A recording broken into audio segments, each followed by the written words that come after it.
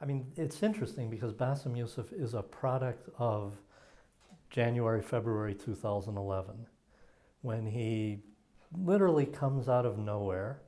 He's a cardiologist with a very good sense of humor, one of many people who are clearly inspired by American comic developments, particularly The Daily Show, and started doing a YouTube program. He was recording himself, uploading it onto YouTube, and caught on, and then was picked up by one of the new Egyptian networks. Again, a kind of cultural phenomenon of the more recent period, the spread of television into the private sector and so on and so forth. And given first a show which he did in very modest sort of home style studio, and then given a big studio designed to look like an American talk show. And then he becomes a significant figure. He's part of a diverse group of people who are producing satire. It's a satire of generally optimism, kind of lighthearted, taking advantage of the opportunity for the first time in Egypt to poke fun not just at the government, but to poke fun at the president, and to poke fun at the president and his officials in more direct ways than ever possible. So he's a reflection in part of the best that came out of January, February 2011. And then he becomes caught up a little bit in the cauldron of a political system, a government, let's say, which becomes besieged with a lot of popular discontent. And although President Morsi had on numerous occasions said everyone is an Egyptian and every Egyptian has the right to say what they want to, and I will not be insulted by humor directed against me, he or someone close to him decides that this is getting a little bit too targeted or a little bit too intense. And so he wound up being brought in by the authorities and questioned and sort of pre-indicted. I don't know really where it stands at that point. But Egyptians watched him, and I think in part because he was on a big network with a lot of funding, and because he is good, he became a phenom. The question we'd want to ask, if we could turn the clock back, is to what extent Egyptians who were supportive of Morsi, were insulted or outraged, didn't like all of this. Because he's poking fun at sort of little things, including a kind of hat that Morsi was given when he was given an honorary degree in Pakistan, which they turned into a silly large hat, and just kind of had some fun with it. A lot of it looks very innocent. By the time the song comes out, which I talked about today, Egyptians are mobilizing for this massive demonstration which took place on June 30th.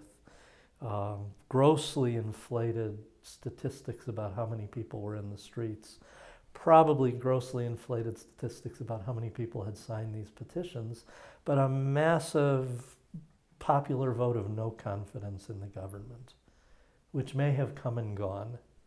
But in the midst of all of this hoopla and enthusiasm again, feeling of recapturing January 2011, February 2011, he and his team sat down and produced this, what I think is a wonderful send-up on Morsi, on some of the things related to Morsi's government, some of their stumbles. He stays away, and I perhaps should have said this more clearly in my talk, stays away from a lot of the really serious stuff that was going on in Egypt. And so making fun of credentials, making fun of oratory, and sort of dealing with this whole question that a lot of Egyptians were, that we voted for the guy and we're stuck with him, as I translate the title of the song. اخترنا وأخذنا. We chose him, we elected him, and we're stuck with him. Can't get rid of him. Yeah, if you're an older Egyptian, you recognize very clearly what's being played with. In ways deeper, perhaps, than if you're younger. If you're younger, I think you get a sense of this, too. You've grown up with a lot of these nationalist songs. They tend to be pop songs in more recent decades. But this is an emulation, a riff maybe we could say, of the classic Wataniyat, very martial in spirit, elaborate productions, multiple singers, costuming reflecting the wide spectrum of Egyptian society.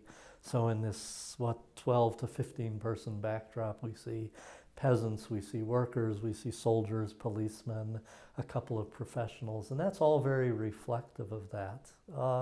There's a nostalgia that's evoked.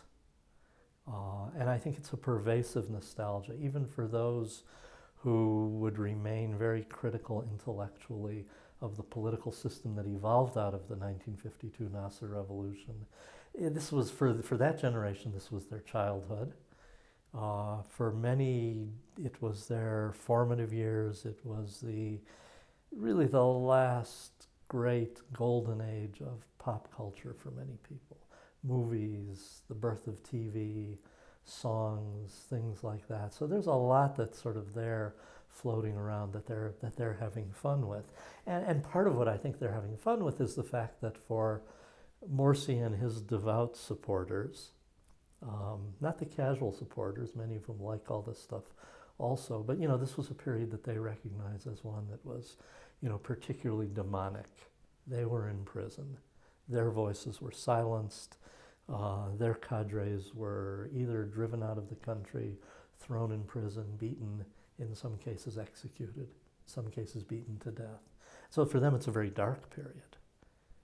And here's Bassem sort of reminding us of this and using it as a way, because no Wataniya ever poked fun.